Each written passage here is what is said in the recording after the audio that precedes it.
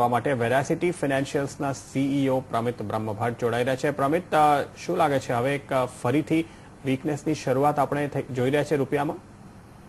હા, જે પ્રમાણે આપણે રૂપિયો 60 ના લેવલથી નીચે નતો જતો, 60.80 નું લેવલ એક સસ્ટેન કરીને રાખ્યું હતું ડોલરે.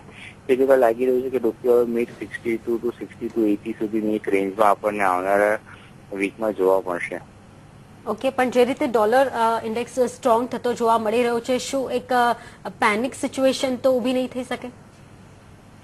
મારા ખ્યાલથી રૂપિયા માટે એક પેનિક સિચ્યુએશન નથી. ગ્લોબલી ડેફિનેટલી ડોલર એક મજબૂત સ્થિતિમાં આવી રહ્યો છે, પરંતુ રૂપિયા માટે એક પેનિક સિચ્યુએશન નથી. કારણ કે આપણે જે પાછલા 5 થી 6 મહિનામાં જોયું જે પ્રમાણે રૂપિયામાં આવતી મજબૂતાઈને અવોઇડ કરવા માટે આરબીઆઈ દ્વારા ઘણું ડોલર બાઇંગ કરવામાં આવ્યું હતું. તો ડોલર રિઝર્વ ઇનફ છે, અને જો રૂપિયામાં વીકનેસ આગળ એક વોલેટાઇલ અથવા સ્પેક્યુલેટિવ મૂવ ધારણ કરશે તો આરબીઆઈ પાસે એક ડોલર સેલ કરવાનું પણ ઓપ્શન હજી અવેલેબલ છે. તો ફંડામેન્ટલ કન્ડિશન જોતા મને નથી લાગતું કે એક રૂપિયામાં એક પેનિકની સિચ્યુએશન આવી છે. આ એક સ્ટોક માર્કેટના કરેક્શનના લીધે આપણે એફઆઈઆઈ પુલ આઉટ થતું જોઈ શકીએ છીએ, પણ એક નેચરલ છે હોલિડે સિઝન પહેલા યુકે અને યુએસમાં કે એફઆઈઆઈ એમની પોઝિશન ઓછી કરશે અને જેના કારણે આપણને થોડું કરેક્શન જોવા મળશે.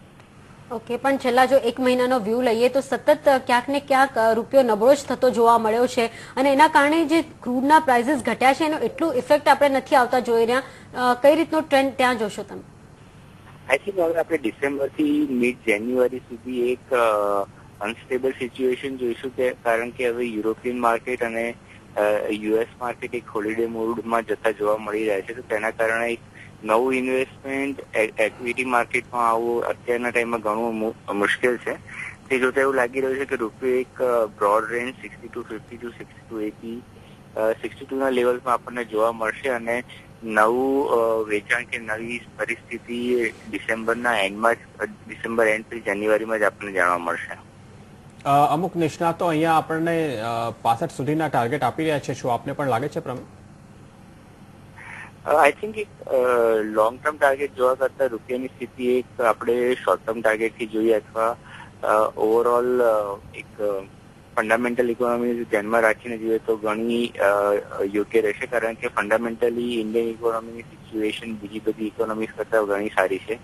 જો આપણે એની કમ્પેરિઝન યુરોપ કે જાપાન સાથે કરીએ તો કમ્પેરિઝનમાં આપણી ઘણી મજબૂત હોવાના કારણે રૂપિયામાં આપણને એટલી ભારે ગિરાવટ જોવા નહીં મળે, અને મારા ખ્યાલથી આપણે એક સસ્ટેનેબલ કરેક્શન એમાં ડેફિનેટલી આપણને જોવા મળશે જે રૂપિયાને એકદમ વીક નહીં કરે. તો મારા ખ્યાલથી એમાં પેનિક થવાની અત્યારે કોઈ એવી સ્થિતિ દેખાતી નથી. અને એ ઉપરાંત જો બજેટ દરમિયાન ગવર્મેન્ટ દ્વારા નવા ઇનિશિયેટિવ્સ પણ લેવામાં આવે તો તે પણ એક નવું ફંડ અને નવું ઇન્વેસ્ટમેન્ટ ઇન્ડિયામાં લાવવા માટે એક પોઈન્ટ પુરવાર થઈ શકે છે. તે જોતા આવનારા સમયમાં ફરીથી ડોલરનો ઇન્ફ્લો આપણને જોવા મળી શકે છે.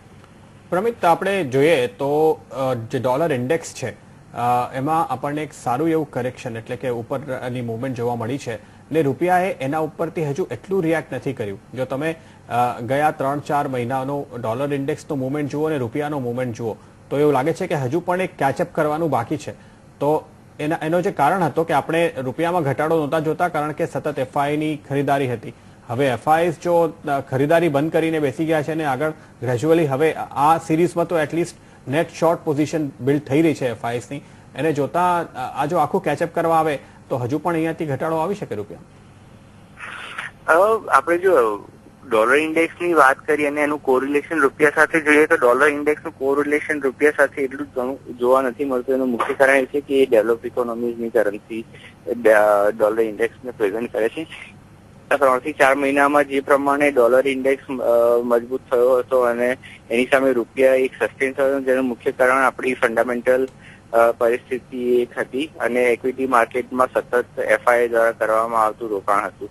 તો તે જોતા મને એ નથી લાગતું કે જો ડોલર ઇન્ડેક્સમાં કરેક્શન આવશે અથવા ઘટાડો આવશે તો તેની ઇફેક્ટ રૂપિયા પર પણ જોવા મળશે, કારણ કે અત્યારે રૂપિયામાં જે આપણને ધોવાણ જોવા મળી રહ્યું છે તેનું મુખ્ય કારણ છે એફઆઈ દ્વારા કરવામાં આવી રહેલું જે લોકો સેલિંગ કરી રહ્યા છે તે જોવા મળી રહ્યું છે. તે ઉપરાંત જે હોલિડે સિઝનના કારણે માર્કેટમાં જે વોલેટિલિટી હતી એ ઘણી ઘટી ગઈ છે અને જેના કારણે વન સાઇડ પ્રોફિટ બુકિંગ થઈ રહ્યા છે. તો તે જોતા રૂપિયા ડોલર ઇન્ડેક્સ અને રૂપિયામાં આપણે કોરિલેશન એવું જોવા નથી મળી રહ્યું. તો ડોલર ઇન્ડેક્સના કરેક્શનના કારણે રૂપિયામાં પણ મને લાગતું નથી કરેક્શન જોવા મળશે. તો ઇક્વિટી માર્કેટમાં જો આપણને પાછો એક ઉછાળો જોવા મળશે તો તેની ઇફેક્ટ રૂપિયા પર આપણે જોઈ શકીશું. ઓકે, આભાર આપનો પ્રમિત, તમારી સાથે જોડાવા બદલ. કેતનજી, શું તમે રૂપિયાના ચાર્ટ ઉપર પણ નજર રાખો છો કે ડોલર ઇન્ડેક્સ